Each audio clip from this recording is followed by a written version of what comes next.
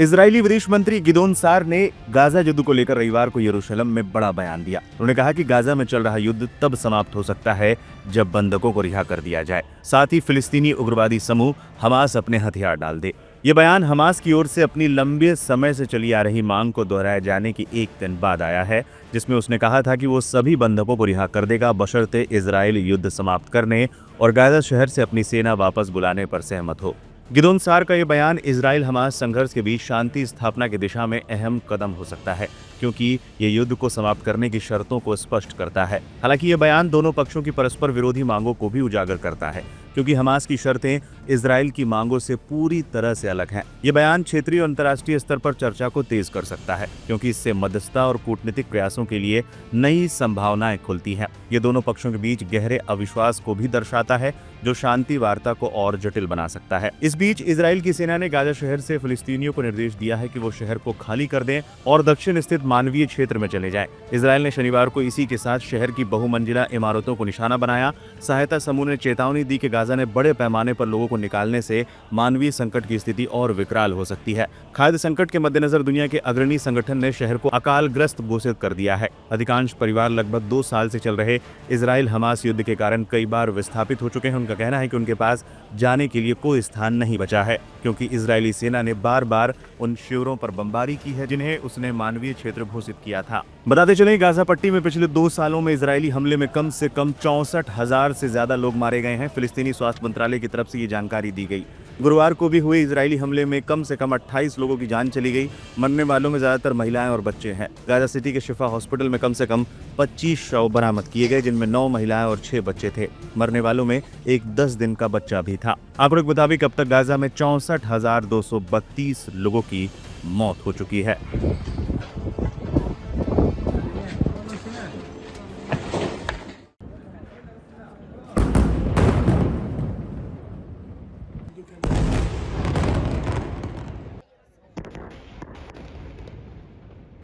Israel और Hamas के बीच गजा में संघर्ष तेज हो रहा है।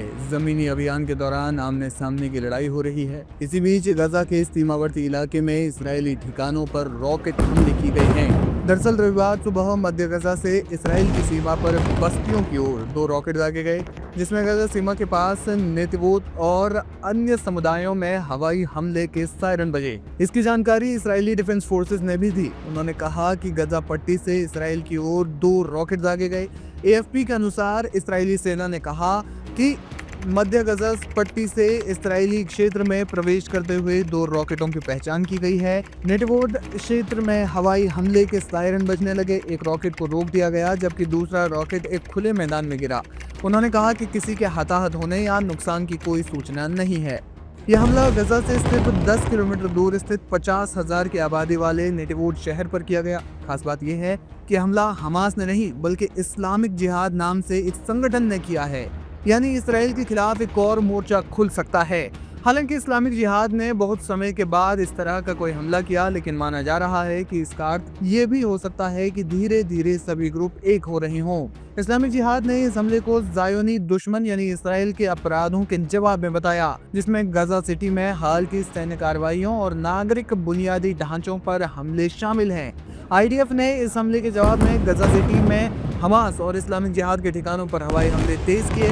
आईडीएफ ने दावा किया कि उसने गजा में एक 15 मंजिला हाई राइज इमारत यानी सोसी टावर को नष्ट कर दिया, जिसे हमास अपनी गतिविधियों के लिए इस्तेमाल कर रहा था। इजरायली रक्षा मंत्री इसराइल कार्ज ने एक वीडियो साझा करते हुए कहा कि उनकी कार्रवाइयां जारी रहेंगी। इसके अलावा आईडीएफ ने गजा सिटी के अल रोया टावर के निवासियों को खाली करने की चेतावनी जारी की, क्योंकि वहां हमास का बुनियादी ढांचा होने का दावा किया गया।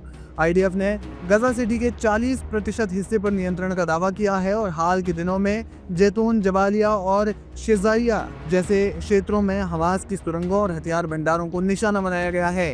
इसराइल ने गजा के निवासियों को दक्षिणी गजा और सुरक्षित क्षेत्रों में जाने का आदेश दिया है, लेकिन स्थानीय लोगों और मानवाधिकार संगठनों का कहना है कि गजा में कोई भी क्षेत्र पूरी तरह सुरक्षित नहीं है। आपको बता दें कि गजा में मानवीय संकट चरम पर है। संयुक्त राष्ट्र और अन्य सहायता संगठनों ने बताया कि इसराइल ने गजा में भोजन, ईंधन और चिकित्सा आपूर्ति को व्यवस्थित रूप से रोका है, जिसके कारण भूखमरी से मरने वालों की संख्या बढ़ रही है। गजा में स्वास्थ्य मंत्रालय के अनुसार जुलाई 2023 के बाद से 332 लोग भुखमरी से मर चुके हैं, जिनमें ज्यादातर बच्चे हैं। गजा में 90% से अधिक घर, स्कूल और अस्पताल नष्ट हो चुके हैं और लगभग 2.5 मिलियन की आबादी विस्थापित है। गजा में युद्ध विराम को लेकर बातचीत चल रही है, लेकिन इसराइल मानने को तैयार नहीं है। इसराइल की शर्त ये है कि हमास उनके बंधकों को लौटा दे और हथियार डाल दे, लेकिन हमास ने हथियार डालने की शर्त से साफ इनकार कर दिया है। ईरान और इसराइल के बीच जून 2025 की 12 डेज वॉर के बाद हालात बदल रहे हैं। ईरान अपनी सैन्य ताकत को मजबूत कर रहा है और अंतर्राष्ट्रीय मंचों पर भी सक्रियता दिखा रहा है। इसके अलावा पड़ोसियों से ईरान के रिश्ते मजबूत हो रहे हैं। इसी कड़ी में ईरान की न्यायिक प्रमुख गुलाम हुसैन मोहसिनेजई ने शनिवार को तेहरान में इराक के नेशनल विजडम मूवमेंट के नेता सैयद अम्मार अल हाकिम के साथ एक महत्वपूर्ण मुलाकात की।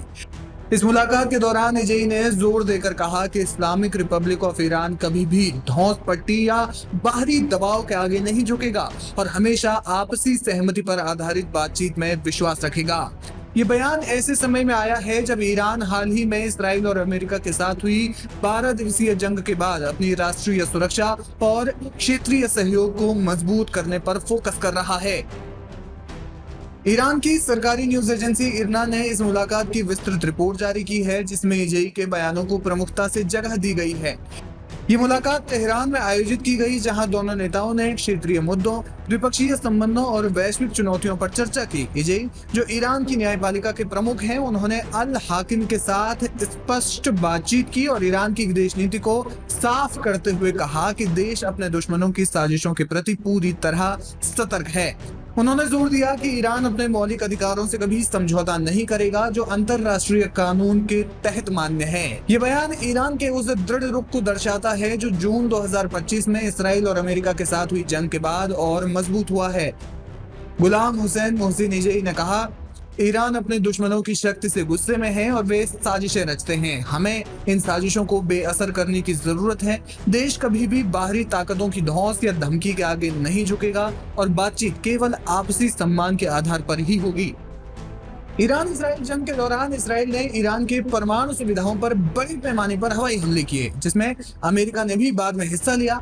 ईरान ने जवाब में सैकड़ों मिसाइलें और ड्रोन दागे, जिससे दोनों पक्षों को भारी नुकसान हुआ। युद्ध के बाद ईरान ने आंतरिक सुरक्षा को सख्त किया, जिसमें संदिग्ध जासूसों की गिरफ्तारियां और इसराइली सहयोगियों के खिलाफ कड़ी कार्रवाई शामिल है।